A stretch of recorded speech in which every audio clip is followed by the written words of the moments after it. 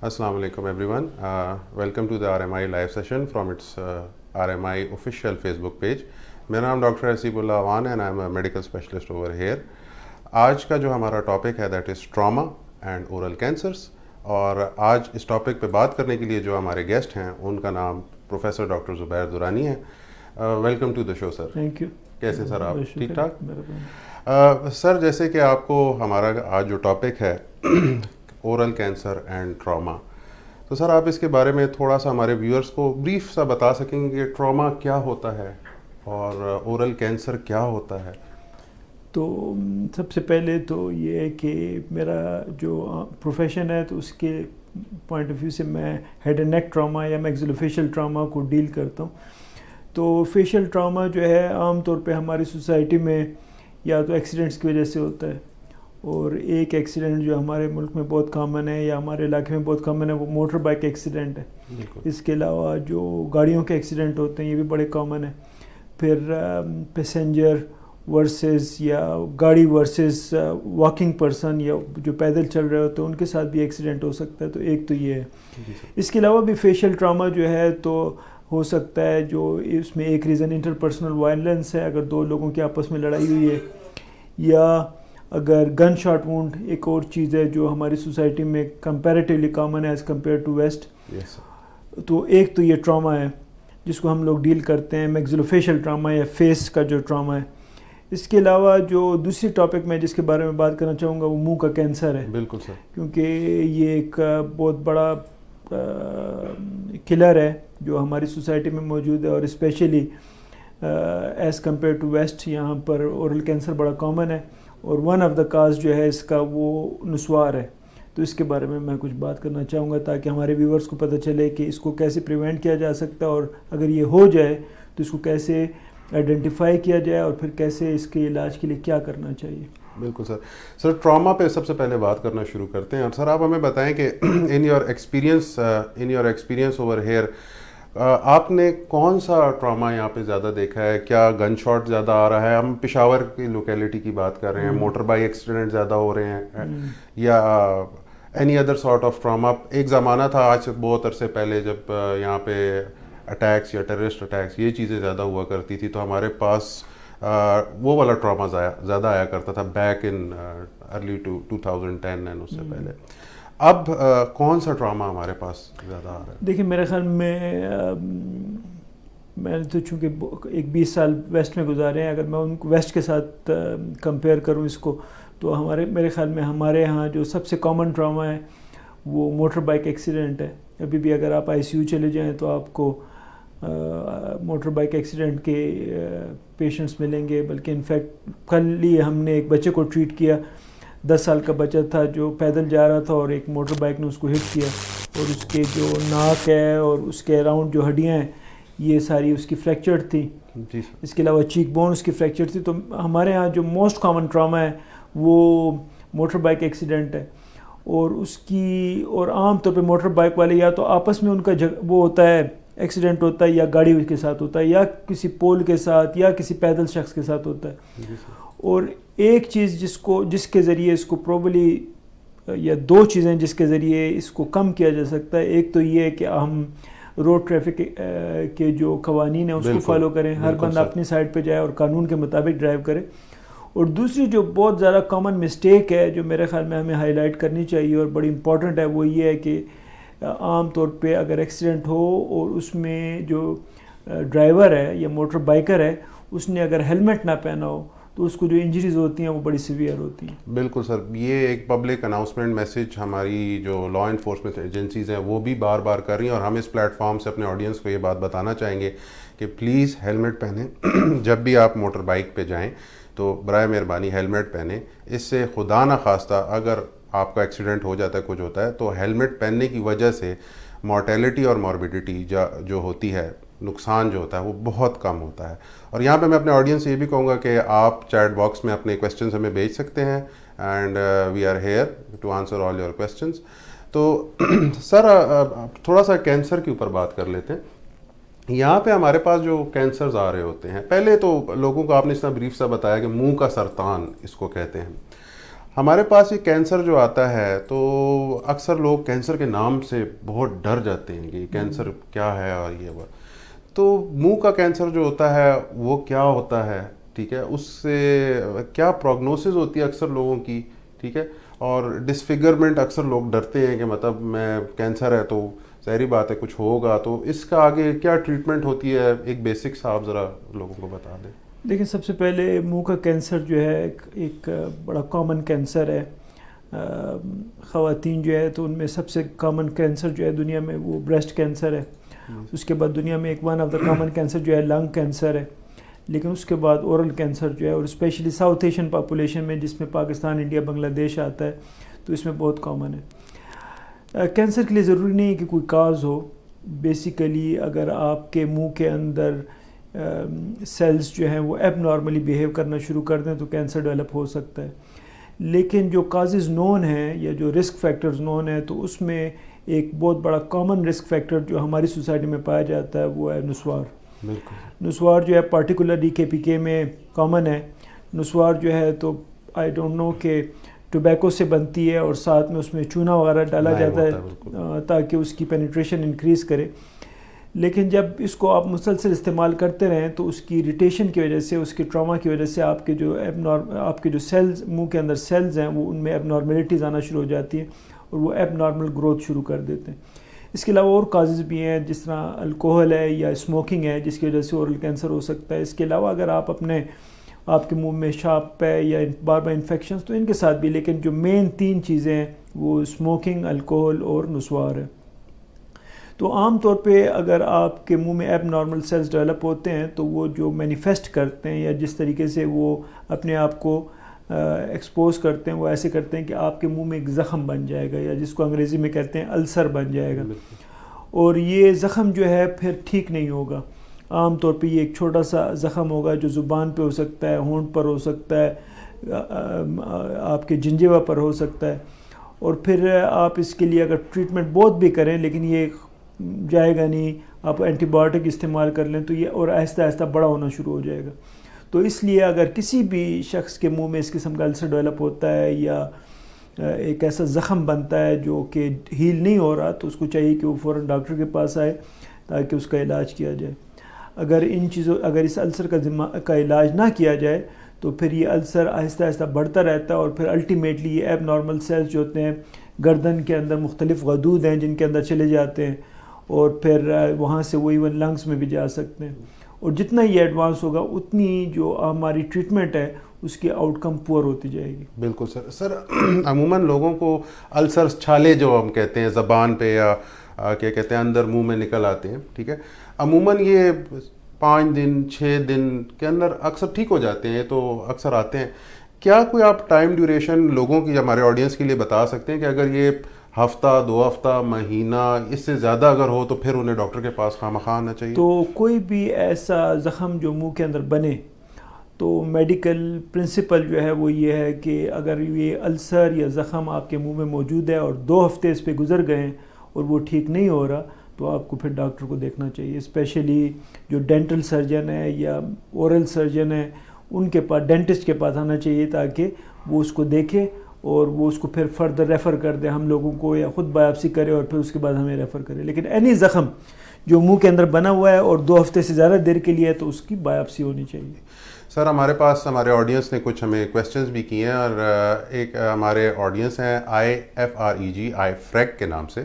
انہوں نے لکھا ہے doctor kindly guide me about rhinoplasty, is there any ڈس ایڈوانٹیج؟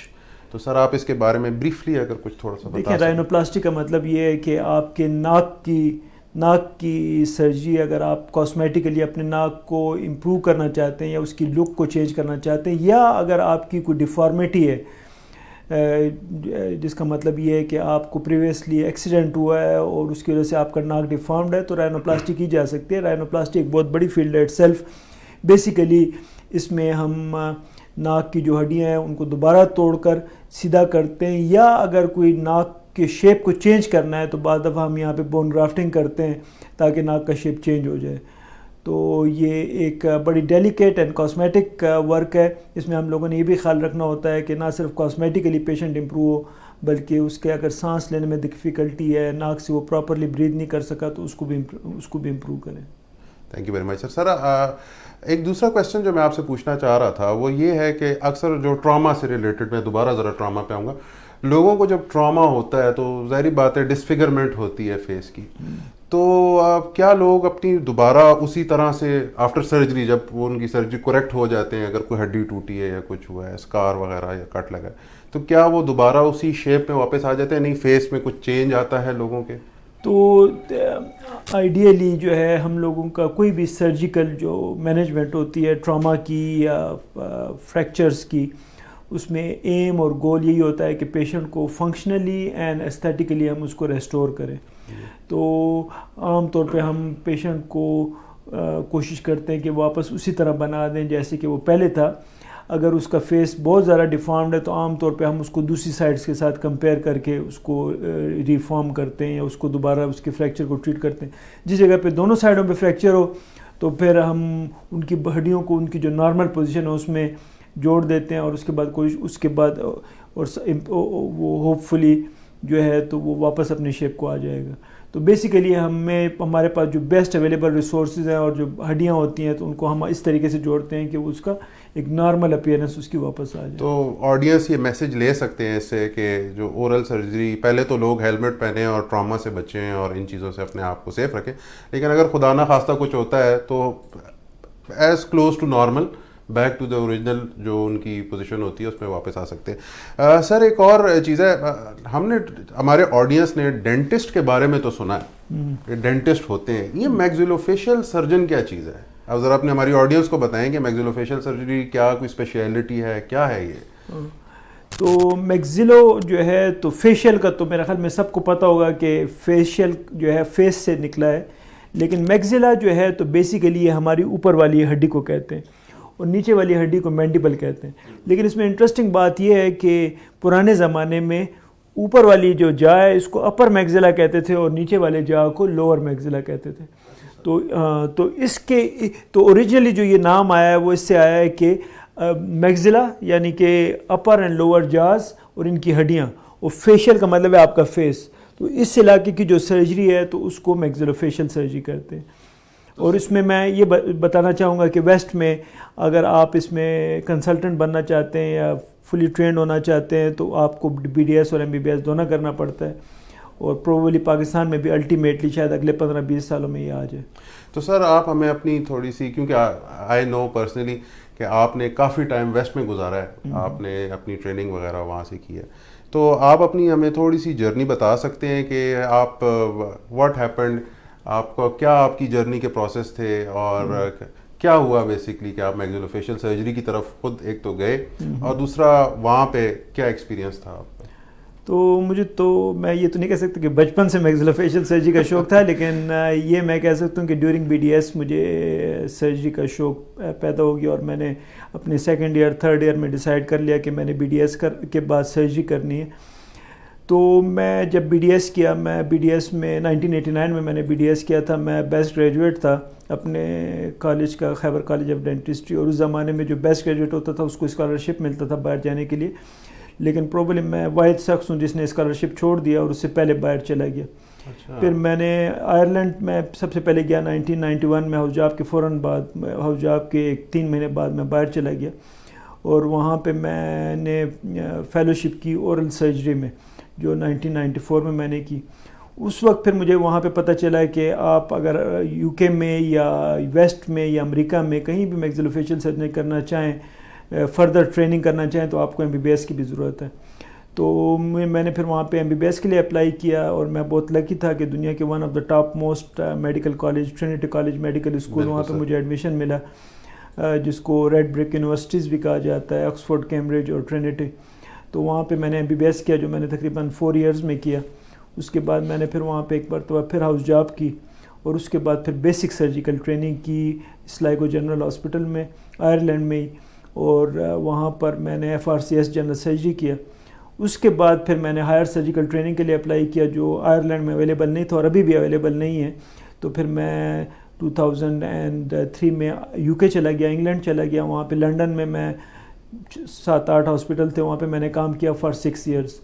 اور وہاں پہ پھر اپنے ٹریننگ کے بعد میں نے FRCS اورل میگزیلوفیشل سرجری کا ایگزام دیا, اور اس کے پھر 1 سال بعد آپ کو CCT ملتا ہے, جس کا مطلب ہے completion certificate of completion of surgical training. اور تو وہ میں نے 2010 میں لیا. پھر اس کے بعد میں 1 سال وہاں پہ کنسلٹنٹ تھا, اور اس کے بعد میرا ہمیشہ سے پلان تھا کہ میں پاکستان واپس آؤں گا, تو میں پھر پاکستان واپس آ گیا 2011 میں. نہیں سر, یہ ہماری بڑی خوش قسمتی ہے کہ آپ وہاں سے سیکھ کے ہمارے پاس واپس آئے ہیں. کیا لوگوں کو سرو کرنے کے لیے یہاں کے لوگوں کو ضرورت ہے ایسے ٹرینڈ ڈاکٹرز کی جو ڈفرینٹ اور ڈیفیکلٹ کیسز کو دیکھ سکے اور جن کے پاس ایکسپرٹیز ہوں ان سب چیزوں کی. سر آپ نے ابھی تھوڑی دیر پہلے اس میں بتایا کہ آپ نے 6 سال میگزیلوفیشل میں ٹریننگ کی ہے. عموماً پاکستان میں جو FCPS ہوتا ہے یہاں پہ عموماً تو وہ 2 یا 4 سال کا, تو یہ میکس فیکس کا کیا یہاں پہ بھی 6 سال ہے یا نہیں؟ نہیں, یہاں پہ تو فی الحال 4 سال ہے, جس میں سے آپ کو 10 مہینے روٹیشنز کرنی ہوتی ہیں, ENT میں, پلاسٹک میں, نیورو میں. لیکن پاکستان میں جو سرجیکل ٹریننگ ہے وہ 4 ایئرز ہے, لیکن پاکستان میں سنگلی کوالیفائڈ, آپ کو BDS کے بعد MBBS کی ضرورت نہیں ہے. لیکن چانسز یہ ہیں کہ جس طریقے سے لوگوں کے نمبر انکریز کر رہے ہیں اور اب ہمارے پاس مین پاور انکریز کر رہا ہے, تو مجھے لگتا ہے ایسے کہ شاید اگلے 10-15 سالوں میں, 20 سالوں میں, یا شاید اس سے بھی کم, پاکستان میں بھی میگزیلوفیشل سرجری کے لیے MBBS آ جائے گا. بالکل سر. سر ہمارے ویورز سے ہمیں ایک کویشچن آیا ہے, راحت شاہ صاحب ہمیں کویشچن کر رہے ہیں. وہ کہتے ہیں کہ وہ ان کو بتا سکتے ہیں کہ ٹونسل کے آپریشن ہونے کے بعد اکثر گلے میں درد رہتا ہے, ٹھیک ہے, اس کے لیے کیا چیز ضروری ہے, یہ ہوتا ہے نہیں ہوتا, تو آپ اس کے بارے میں بتا سکتے ہیں کیا ٹونسلس کا آپریشن, آلدو یہ ENT سے ریلیٹڈ ایک کویشچن ہے, ہاں نہیں صحیح ہے, لیکن ہیڈ اینڈ نیک سے ہے تو ویورز نے پوچھ لیا, تو آپ تھوڑا سا دیکھیں. ٹونسل جو ہوتا ہے تو یہ آپ کے تھروٹ کے بیک پہ ایک لمپ ہوتا ہے یا لمفائڈ ٹیشو ہوتا ہے, جس کو منہ کے اندر سے جا کے ٹونسل کو ہٹاتے ہیں. تو یہ ایک طرح سے سمپل پروسیجر ہے, لیکن ایٹ دا سیم ٹائم بڑا گروسم پروسیجر ہے, یا یہ بڑا تو اس کے بعد ظاہر ہے اب آپ کھانا پینا تو بند نہیں کر سکتے, آپ اسی زخمی جگہ سے کھانا کھاتے ہیں. تو یہ نیچرل ہے کہ آپ کو پہلے 24-48 آورز کچھ نہ کچھ پین ہوگا, لیکن آپ کو پین کلر لینے چاہیے, اور ماؤتھ واش وغیرہ اگر ضرورت ہو تو وہ یوز کرنا چاہیے. اور ہوپ فلی آپ کو اگر اینٹی بایوٹک دی گئی ہے, یا اگر اینٹی بایوٹک نہیں بھی دی گئی تو فلی انفیکشن نہیں ہوگی. تو میرے خیال میں درد ہونا ایک بہت نیچرل بات ہے. البتہ ایکسٹینڈڈ درد ہونا, یعنی کہ 48 گھنٹے سے زیادہ اگر درد ہے تو وہ پھر میرے خیال میں ایب نارمل ہے, یا وہ صحیح نہیں ہے. تو وہ پھر آپ کو چاہیے کہ آپ اپنے سرجن کے پاس واپس جائیں اور اس کو دکھائیں کہ آپ کو یہ ایکسٹینڈڈ درد کیوں ہو رہا ہے. لیکن کسی حد تک سرجری کے بعد آپ کو درد پروبلی نارمل ہے, اور وہ اگر ہوتا ہے تو آپ کو پین کلر یوز کرنا چاہیے. تو سر اگر جو آسان الفاظوں میں کہہ سکتا ہوں وہ یہ ہے کہ اگر سرجری کے بعد 48 آورز 2 دن یا 3 دن تک درد اگر ہوتا ہے تو وہ نارمل ہے, ٹھیک ہے. اگر اس سے زیادہ رہے تو جس بندے کا یا پیشنٹ کا آپریشن ہوا ہے وہ اپنے ڈاکٹر سے ذرا دوبارہ رجوع کرے کہ یہ کیوں ہو رہا ہے. سر ہمیں ایک اور میسج آیا اپنے فیس بک ویور سے, وہ مجھے نام تو نہیں لکھا آ رہا کس نے کیا ہے, لیکن یہ انہوں نے کویشچن پوچھا کہ what measures are required for beginners to be a good surgeon. تو کافی لوگ آپ کی سٹوری سن کے انسپائر ہوئے ہیں اور وہ جاننا چاہتے ہیں. دیکھیں سرجن بننے کے لیے میرے تو خیال میں 2 چیزیں ہوتی ہیں کسی بھی چیز کے لیے. ایک جو میرے خیال میں جو سب سے امپورٹنٹ چیز ہے وہ ہے شوق. اگر آپ کو شوق ہے تو یہ انگریزی میں بھی یہ کہتے ہیں کہ اگر آپ ایکسیلنس حاصل کرنا چاہتے ہیں تو یو نیڈ اے پیشن. تو اگر آپ سرجری کے بارے میں پیشنیٹ ہیں, کسی بھی کام کے بارے میں, میوزک کے بارے میں, رائٹنگ کے بارے میں, اور دنیا کوئی تھرکان بننا چاہتا ہے, کوئی مستری بننا چاہتا ہے, کوئی الیکٹریشین, تو اگر آپ شوق سے اپنا کام کرتے ہیں تو you will get slowly better and better. تو پہلی چیز یہ ہے شوق. اور دوسرا یاد رکھیں کہ سرجن جو ہے تو اس کے لیے ضروری ہے کہ اس کی اسکلز جو ہے وہ امپرووڈ ہوں. تو اگر آپ سرجری کرتے ہیں یا اگر آپ سرجن ہیں اور آپ نے مجھ سے یہ کویشچن پوچھا ہے تو میں آپ کو 2 مشورے دوں گا. ایک تو یہ ہے کہ ہمیشہ جلدی مت کریں سرجری میں, آرام سے اپنا کام کریں, ٹائم ڈز ناٹ میٹر. اور سیکنڈ یہ ہے کہ کوشش کریں کہ آہستہ آہستہ آہستہ آہستہ اپنے جو اسکل ہے اس کو امپروو کرتے جائیں. بیسیکلی الٹیمیٹلی یہ ہمیں UK میں کہا جاتا تھا کہ اٹس لائک کارپینٹری. آپ لائک اے کارپینٹر ہیں, یا آپ جتنا آپ کارپینٹنگ کریں گے, جتنا آپ آرام سے, شوق سے اور دھیان سے اور लगन से अपना काम करेंगे, आपके हाथ में उतनी सफाई आती जाएगी. और फिर केयर अबाउट योर पेशेंट, उसमें यही है कि हमें हमेशा ड्यूरिंग आवर ट्रेनिंग ये कहा जाता था कि आप पेशेंट को इस तरह ट्रीट करें जैसे आपका रिलेटिव है. तो you have to care about your patient, तो that makes a good surgeon. Sir एक जनरल सा रूल है, वो कहते हैं अक्सर plan thrice think twice cut once, तो I guess it is suitable for surgeon. बिल्कुल आपकी बिल्कुल सही बात. अच्छा सर, थोड़ा सा हम कैंसर्स पे थोड़ा सा दोबारा आ जाते हैं. एंड आई बिलीव आपकी ये स्पेशलिटीज़ में से आपका इंटरेस्ट कैंसर में ज़्यादा है. तो यहाँ पे हमारे पास जो ये नस्वार जो आपने कहा था, उससे कॉमन कैंसर हड्डी के मुंह का कैंसर होता है, जो मसूड़े हैं इनका होता है, कौन सा कैंसर होता है सर यहाँ पे? देखिए नस्वार जो है तो वो लोग इस्तेमाल करते हैं, और उसमें ये है कि वो अपने ये जो बकल फोल्ड है या मुंह के अंदर यहाँ पे उसको वो नस्वार डालते हैं, तो उसके अंदर मुंह के कहीं भी कैंसर हो सकता है. ज़ुबान पे भी हो सकता है, चीक में भी हो सकता है, आगे की तरफ हड्डी में भी हो सकता है, तो कहीं भी कैंसर हो सकता है. इसी तरह स्मोकिंग से जो है तो आपके मुंह के अंदर कहीं भी कैंसर डेवलप हो सकता है. तो बेसिकली बेस्ट चीज़ ये है कि उसको अवॉइड किया जाए. अगर ज़ख़म बन जाता है तो फिर उसको अगर एंटीबायोटिक से या सिंपली सफाई से दूर नहीं होता तो फिर आपको चाहिए कि डॉक्टर की कंसल्टेशन करें, और डॉक्टर को चाहिए कि वो फिर अगर कोई भी ज़ख़म ठीक नहीं हो रहा तो उसकी बायोप्सी करें. तो सर जो हम ऑडियंस टेक होम मैसेज इससे कर सकते हैं वो ये है कि कोई भी मुंह में छाला, पहले तो नस्वार, सिगरेट, इन सब चीज़ों से परहेज़, और दूसरा अगर कोई छाला 14 दिन से ज़्यादा अगर रह जाता है मुंह में, ठीक है, 2 हफ्ते से ज़्यादा रह जाता है, तो आप किसी डॉक्टर को दिखाएं और इन चीज़ों को करें. अच्छा सर, हमारे पास बिलाल हसन और अगज़ई साहब हैं. उन्होंने एक क्वेश्चन किया है हमारे लिए कि टॉन्सिलेक्टमी के या गले की सर्जरी जो होती है, इसके कोई साइड इफ़ेक्ट्स होते हैं? टॉन्सिलेक्टमी जनरली एक बड़ी सिंपल प्रोसीजर है, मतलब इन सर्जिकल टर्म्स में, लेकिन एट द सेम टाइम आप अपने बैक ऑफ द थ्रोट में आपको चूँकि ऑपरेशन होता है, तो इसलिए इसके मेन साइड इफ़ेक्ट यही हैं कि आपको सर्जरी के बाद पेन हो सकता है, स्वेलिंग में डिफ़िकल्टी हो सकती है, और बाज़ दफ़ा ब्लीडिंग हो सकती है. लेकिन सर्जन की जॉब बनती है कि ड्यूरिंग सर्जरी जो है वो मेक श्योर करे कि ऑपरेशन के बाद ब्लीडिंग ना हो.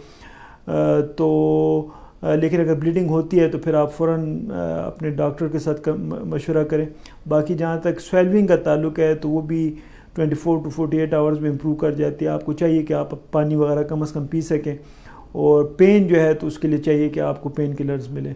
तो आम तौर पे इन्फेक्शन वगैरह रेयर है, लेकिन पॉसिबिलिटी मौजूद होती है कि इन्फेक्शन हो जाए. सर आप हमारे जो यंग डॉक्टर्स हैं या फ्यूचर एस्पिरेंट्स हैं जो they are usually not sure कि आगे हमने क्या करना है, हमने सर्जरी की तरफ जाना है, क्या करना है, तो आप उनके लिए कोई मैसेज देंगे? या जो लोग बाहर जाना चाहते हैं तो आप उनके लिए मैसेज, जो पाकिस्तान में अपनी ट्रेनिंग करना चाहते हैं और जो बाहर के लिए एस्पिरेंट हैं? तो मैं तो 2 चीज़ें कहूँगा. एक तो ये है कि वो चीज़ करें, कभी भी ये मत सोचें कि ये फील्ड सेचुरेटेड है. जिस तरह मैं जब सर्जरी का सोच रहा तो उस ज़माने में मुझे लोगों ने यही कह रहे थे कि सर्जरी सेचुरेटेड, लेकिन कभी भी ये मत सोचें कि ये फील्ड सेचुरेटेड. हमेशा वो काम करें जिसको आपको शौक़ हो. और दूसरा मैं आपको मशवरा ये दूंगा कि आप प्लानिंग करें. जिस तरह मैं जो था तो बहुत मेटिकुलसली प्लान्ड था, और मैंने जो है तो टाइम के ऊपर, इनफैक्ट मैं पाकिस्तान का पहला डबल क्वालिफाइड मैक्सिलोफेशियल सर्जन हूँ जिसके पास CCT है. उसके बाद पाकिस्तान में और कोई भी नहीं है. कुछ पाकिस्तानी हैं जो पाकिस्तान से बाहर हैं, जो हमारे कोलीग्स थे. तो मैंने जो ये टाइम के ऊपर CCT कर लिया, और बहुत लंबी जर्नी थी, लेकिन ये मेटिकुलस प्लानिंग की वजह से थी. मैंने अपने सारे एग्ज़ाम्स टाइम पे पास किए. उसके बाद जब ट्रेनिंग का वक्त आया तो मैंने मुसलसल ट्रेनिंग के लिए अप्लाई किया, और मुसलसल मुझे जब फेलियर मतलब इंटरव्यू में सेलेक्ट कुछ दफ़ा पे मैं नहीं भी हुआ तो मैंने हिम्मत नहीं आ रही, और अल्टीमेटली दुनिया की one of the best training scheme में मुझे वो उन्होंने एक्सेप्ट कर लिया. तो बस हिम्मत ना आ रहे हैं, प्लानिंग करें और शौक़ के साथ जो भी काम करते हैं करें, और सर डाउन करके जिसे अंग्रेज़ी में कहते हैं अपनी मेहनत करें, तो अल्टीमेटली आपको रिवार्ड और उसका फ्रूट मिलेगा. सर मेरे ख्याल में इसी वजह से प्रोवर्ब है कि persistence is the key to success. Aahista Aahista लग रहे हैं. सर ये वसीम खान है या वसाम खान है, काइंडली अगर आपका नाम मैंने गलत प्रोनाउंस किया तो आई एम सॉरी. उन्होंने लिखा है, if you feel a lump in your throat could it be due to cervical instability or any sign of cancer? उनके अगर आपको गले में अपने कुछ लम्प फील होता है तो क्या ये कैंसर की अलामत है या कोई बीमारी और भी हो सकती है? बिल्कुल. अगर आपके ये सर्विकल इंस्टेबिलिटी की तो अनलाइकली है कि हो. अगर सर्विकल इंस्टेबिलिटी है तो फिर आपकी गर्दन में दर्द होगा, لیکن اگر آپ کو لمپ ان دا تھروٹ نظر آ رہا ہے تو پھر آپ جو ہے آپ کو فوراً کسی ڈاکٹر کے پاس یا انٹی سرجن کے پاس یا میگزولوفیشل سرجن کے پاس آنا چاہیے اور اسے چاہیے کہ وہ آپ کو دیکھے. Lump in the throat multiple وجہ سے ہو سکتا ہے. فار ایگزامپل اگر آپ کہ آپ کو ہارٹ برن ہے یا آپ کو ریفلکس ہے تو اس کی وجہ سے بھی آپ کو ایسے فیل کر سکتے ہیں جیسے لمپ ان دا تھروٹ ہے, لیکن ایٹ دا سیم ٹائم یہ کوئی خطرناک چیز بھی ہو سکتی ہے. تو میں آپ کو یہی مشورہ دوں گا کہ اگر آپ کے اس طرح کی کوئی فیلنگ ہے آپ فوراً ڈاکٹر کے پاس جائیں تاکہ وہ آپ کا پراپر ہسٹری کلینکل ایگزامینیشن کر سکے. عام طور پہ کینسر جو ہوتا ہے اس میں اگر تھروٹ کے ایریا میں ہے تو اس میں یا تو آپ کی آواز میں چینجز آتی ہیں یا آپ کو کوئی لمپ فیل ہوگا یا آپ کے جو ہے گلا مسلسل خراب ہوگا اور وہ ٹھیک نہیں ہو رہا ہوگا. تو ایسی سچویشن میں آپ کو فوراً ڈاکٹر کے پاس جانا چاہیے اور اس کو چاہیے کہ اگر کوئی زخم ہے آپ کو اسکوپ کے ذریعے ایگزامن کرے اور اگر کوئی زخم ہے تو اس کی بایوپسی کرے. اچھا سر, اکثر لوگ یہ ہمارے آڈینس کو تھوڑا سا بتا دیں کہ اکثر لوگ جاتے ہیں ان کو کچھ ایشو ہوتا ہے تو ان کو لوگ کہہ دیتے ہیں کہ تمہیں کینسر ہے. تو کیا کینسر کی ڈائگنوزس کے لیے کوئی ڈیفینیٹیو چیز ہے جس سے پتہ چل سکتا ہے کہ یہ کینسر ہے؟ اگر اس طرح کی کوئی چیز ہے آڈینس کے لیے بتا دیں. پہلی بات تو یہ ہے کہ اگر کوئی کسی کو ویسے کہتا ہے کہ تمہیں کینسر ہے تو یہ بہت ہی ریسپانسبل بات ہے. جب تک آپ کے پاس اس چیز کا ایویڈنس نہ ہو تو اس کا صرف ایک ہی اورل, جہاں تک اورل کیویٹی کا تعلق ہے یا تھروٹ کا تعلق ہے, ہیڈ اینڈ نیک کا, تو آپ کینسر کو کنفرم یا اور باڈی کے جو حصے ہیں وہاں پہ آپ کینسر کو جو کنفرم کر سکتے ہیں وہ صرف ہسٹوپیتھولوجیکل, یعنی کہ آپ کو وہاں سے گوشت یا وہاں سے تھوڑا سا پیس لینا پڑے گا اور مائکروسکوپ کے نیچے آپ اس کو دیکھ کے اگر یہ اس میں ایب نارمل سیلز ہیں اور وہ کینسر کو کنفرم کر رہے ہیں تو تب صرف آپ کہہ سکتے ہیں کہ پیشنٹ کو کینسر ہے. ادروائز آپ یہ نہیں کہہ سکتے کہ کینسر ہے. تو آپ کو پہلے ہسٹوپیتھولوجیکل ڈائگنوزز, آپ کو ٹیشو بایوپسی یا ٹیشو ڈائگنوزز چاہیے, پھر آپ کسی کو لیبل کر سکتے ہیں کینسر. بالکل سر, آپ نے ابھی ورڈ یوز کیا ہے بایوپسی. سو کیا یہ میں صحیح کہہ رہا ہوں کہ کوئی بھی چیز اگر خدا نہ خواستہ کسی کو کینسر کی شک ہے یا کچھ ہے تو ڈاکٹر جب تک بایوپسی کر کے کنفرم نہیں کرتا بالکل تب تک لوگ ڈر جاتے ہیں. بالکل. تو مطلب جب تک بایوپسی میں رزلٹ پازیٹیو نہیں آتا یا کچھ نہیں آتا اس وقت تک آپ کسی کو لیبل نہیں کر سکتے اور یہ نہیں کر سکتے. اچھا سر, میں اپنے ویورز کو دوبارہ کہوں گا کہ آپ ہم سے کویشچن پوچھ سکتے ہیں اگر آپ کے اینی ہیڈ اینڈ نیک سے ریلیٹڈ کویشچنز ہیں اور کوئی بھی کویشچن ہے ریلیٹڈ ٹو ٹراما یا کینسر یا ایون کریئر پروگریشن تو آپ اس کے بارے میں ہم سے پوچھ سکتے ہیں related to dentistry and head and neck surgery. Sir آپ آر ایم آئی میں کب سے ہیں اور کیا کہتے ہیں آپ نے آر ایم آئی میں کیا کیا سروسز پرووائڈ ہو رہی ہیں, آپ اس کے بارے میں کچھ بتا سکتے ہیں, اورل اینڈ میگزولوفیشل سرجری کے بارے میں؟ تو جہاں تک میگزولوفیشل سرجری کا تعلق ہے تو اس میں پہلی چیز جو ہے ڈینٹل ویلر سرجری ہے, جس کا مطلب یہ ہے کہ منہ اور جبڑے کے جو منہ کے اندر جو دانت ہیں اور اس کے گرد جو جبڑے ہیں اس کی سرجری. تو اس میں ہم ڈینٹل ایکسٹریکشنز کرتے ہیں, امپیکشنز ہٹاتے ہیں. اس کے علاوہ اگر کسی کے کوئی سسٹ یا کوئی سویلنگ بن جاتی ہے ہڈی کے اندر تو اس کا علاج کرتے ہیں. اس کے علاوہ ہم جو ہے تو ڈینٹل ویلر سرجری میں یہاں پر امپلانٹس وغیرہ لگاتے ہیں جو ڈینٹل ویلر سرجری میں آتا ہے. اس کے بعد ہم ٹراما کرتے ہیں. ٹراما میں ہمارے پاس میگزولوفیشل سرجری میں جو ہے تو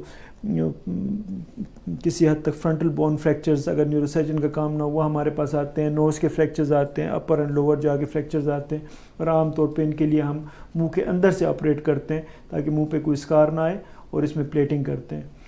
اور اس کے علاوہ پھر جو تیسری چیز ہے وہ آرتھوگنیتک سرجری ہے جو اس سیشن کا حصہ نہیں تھی, لیکن آرتھوگنیتک سرجری کا مطلب یہ ہے کہ اگر کسی کا فیس ایب نارمل ہے یا ڈیفارمڈ ہے یا ان کا اپر جا پیچھے ہے اور آگے لوور جا آگے ہے تو ہم منہ کے اندر سے سرجری کر کے انہیں کریکٹ کر لیتے ہیں.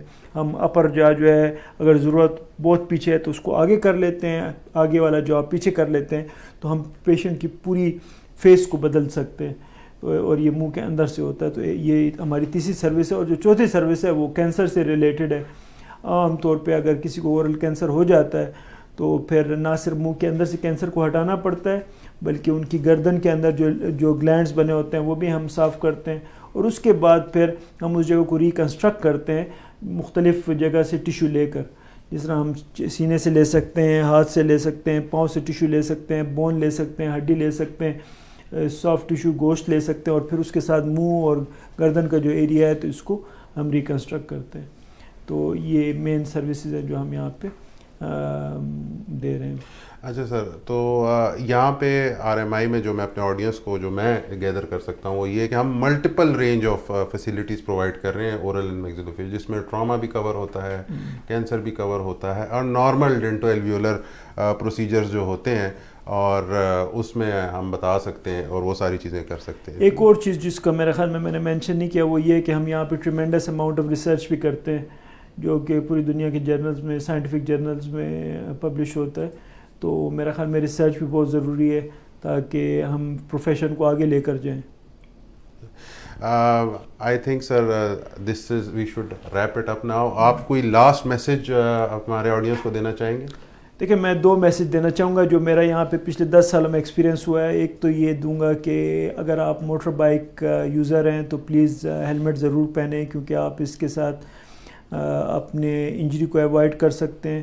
دوسرا یہ کہ قانون کے مطابق ڈرائیونگ کریں. اگر آپ گاڑی چلا رہے ہیں تو پلیز سیٹ بیلٹ ضرور پہنیں, اس سے آپ اپنی انجری کو اور دوسرے لوگوں کو محفوظ رکھیں گے. اور تیسری چیز جو میں آپ لوگوں کو کہنا چاہوں گا وہ یہ ہے کہ as far as oral cancer is concern, جو منہ کا کینسر ہے اس کو اگر آپ اسموکنگ کو ایوائڈ کریں, نسوار سے کوشش کریں کہ اپنی جان چھڑائیں, اور الکوہل وغیرہ سے آبویسلی پاکستان میں کم ہے لیکن اس میں اگر کوئی ہے تو اس کو اس سے اپنی عادت چھڑائے. تو آپ اورل کینسر کو اور اس کے علاوہ بہت سے کینسر ہیں جن سے آپ اپنی جان چھڑا سکتے ہیں. اور اگر خدا نخواستہ منہ کے اندر آپ کی کوئی السر بن گیا ہے, زخم بن گیا ہے, تو فوراً ڈاکٹر کو کنسلٹ کریں تاکہ اس کا فوراً علاج ہو سکے, کیونکہ جتنا جلدی آپ علاج کروائیں گے اتنی اچھی اس کی آؤٹ کم ہوگی. چلیں, thank you very much sir.